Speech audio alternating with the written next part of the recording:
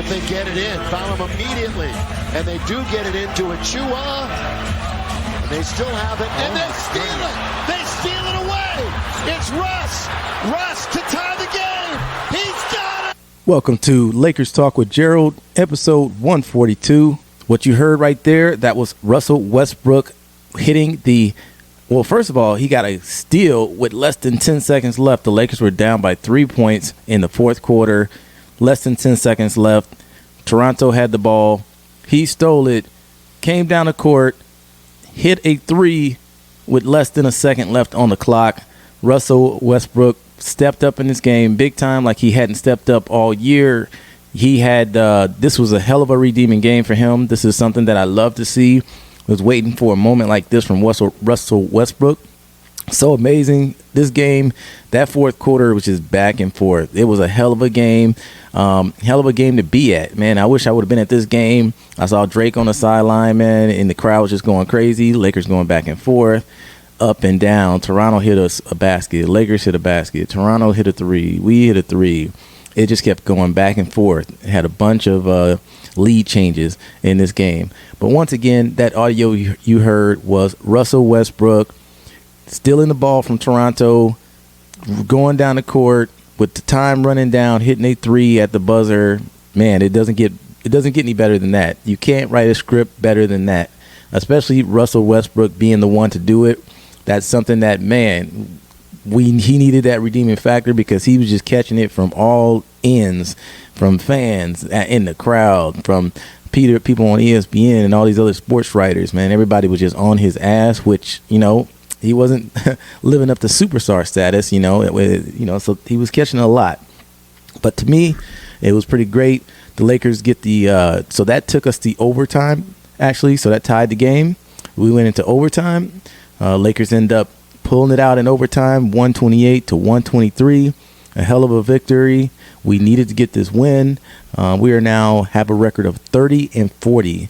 Yes, you heard that right. 30-40. 30 wins, 40 losses. We are 10 games below 500. Who would have guessed? Who would have imagined that start the season with the way our team looked and all the veterans and superstars, at least from 10 years ago, that we would have had a record below 500. But here we are. We are fighting to get back to where we want to be, which is the playoffs, which is eventually the finals, and then win a championship. Long as LeBron and the Lakers are alive, we always have a chance. That's how I like to think of it, even though we are right now in 9th place in the Western Conference. If you don't know, 9th place gets us a play-in. The play-in tournament, which I'll talk about that a little more in depth in just a little bit. But what I want to do is break down the scoring. Of course, LeBron James led all scorers. He had 36 points. He efficient, 15 out of 26. He was 2 out of 7 from the three-point line. Free throws, he was 4 out of 7. That's not the greatest. It'd be nice if you can make, don't miss 3 out of 7. But hey, 36 points. He was a -5 in the game on plus minus. Now, also the starters. Let's talk about that. I kind of like the starting lineup. Dwight Howard started this game. So we actually started with a center, which is rare these days because a lot of times we've been starting LeBron James at center. So Dwight Howard started, LeBron James, Wenyen Gabriel, is a guy forward we picked up about 6'8", 6'9". So I like the fact that we started with 3 guys over 6'9", because we weren't doing that very often. A lot of times we were starting 3 or 4 guards. So I like that. And then Westbrook and then Malik Monk. So I think, to me, this is one of our more efficient starting lineups. I think this one right here should get a lot of play going forward. So that was a good starting lineup. Westbrook was second in scores with 22. He had 10 assists, 10 rebounds, a triple-double. He was 8 out of 18 field goals, 4 out of 7 three-pointers. So that was amazing right there for Westbrook. He's somewhere under 20% three-point shooting for the year. So for him to shoot 4 out of 7 from the three-point line, that was great, and it helped us get this win. This is something that we're going to need more from him going forward to maintain victories. So I will give a good hand clap to Russell Westbrook. He played a great game, and it's something that we needed. He helped us get that steal and a three-pointer to take it to overtime and ultimately win the game and bring it home.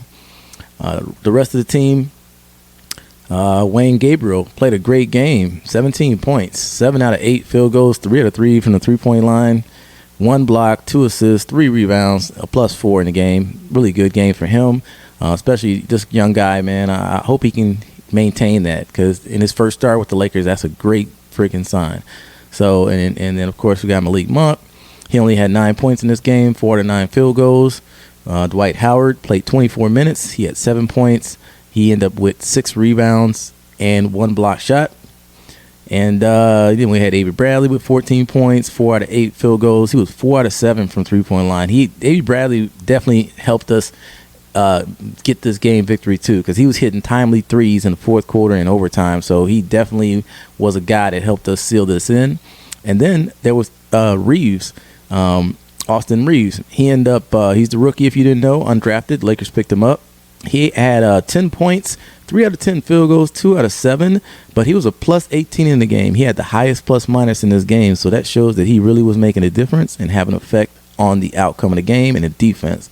So, gritty win for the Lakers. We really needed it. And I failed to mention DJ Augustin also played too. He had 9 points, 3 out of 6 field goals, which were all 3-point field goals attempts. So that's 50% from the three-point line. That's good. He was a +6 in the game. Played pretty good. And also Stanley Johnson played about 30 minutes. He only had 4 points, 5 assists, 2 steals, had a +6 in the game. So those were all the players. We played 9 people in this game. Once again, we pulled it out. We beat a Toronto team that is now 39-31. So we beat a team that is have a better record than us. And so Lakers, these are the type of wins that we have to get. We can't lose these close ones, which a lot of times we have been losing during the season. And next up on our plate, I believe, is Washington. We're going to be there, I believe, in another 24 hours. We're going to be playing them. Once again, that's a team that has a better record than us. But, if we can pull it out, that would be nice, so we can get that victory, so we can try to solidify. Right now, most likely we're going to stay in 9th place.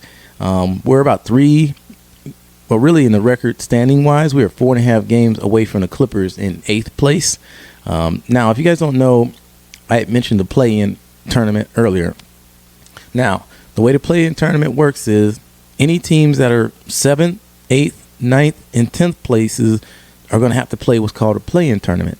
And the way that works is they'll take the 7th place team and the 8th place team, and they have to play each other in a game. And they're not guaranteed a playoff spot.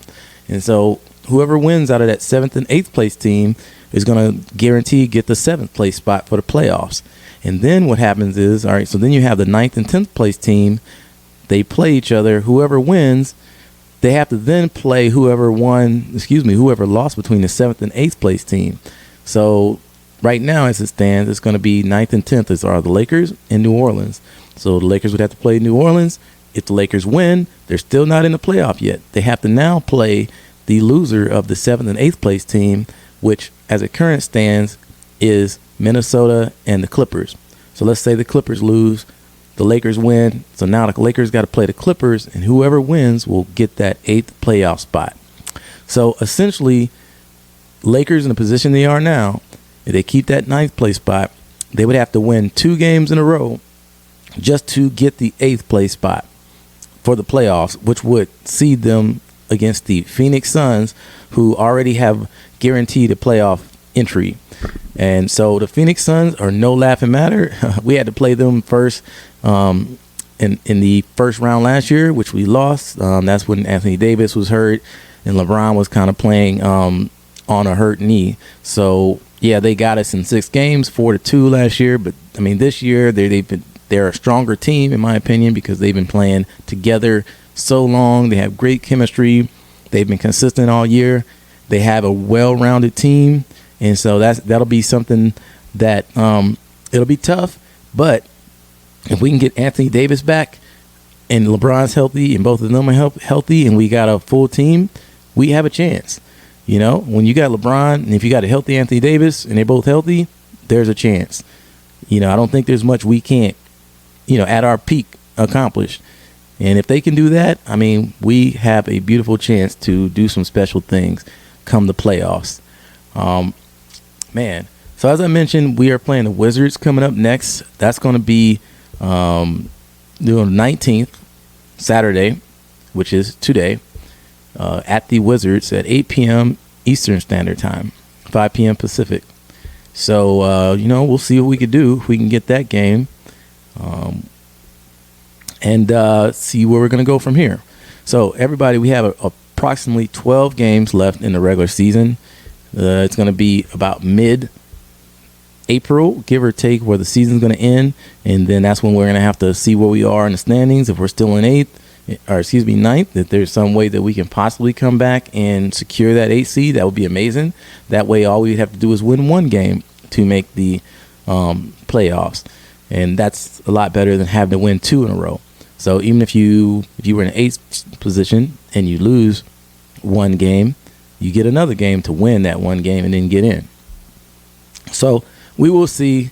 It's kind of hard to say. Lakers would have to get on like kind of a nice win streak, while the Clippers would have to start losing.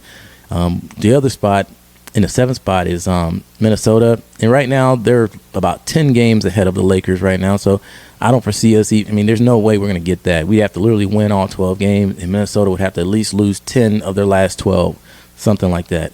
And most likely that's not going to happen. So we'll see how the rest of this season goes. That is probably going to do it for this edition of Lakers Talk with Gerald. Appreciate everybody for joining me. And look out for the next episodes. We're going to be back on there. I've been kind of, we haven't had an episode in a little bit of time. But we're back now. It was a little break. But, I'm back with you now. So thank you for rocking with me. That's going to be Lakers Talk with Gerald, episode 142. And we are officially out.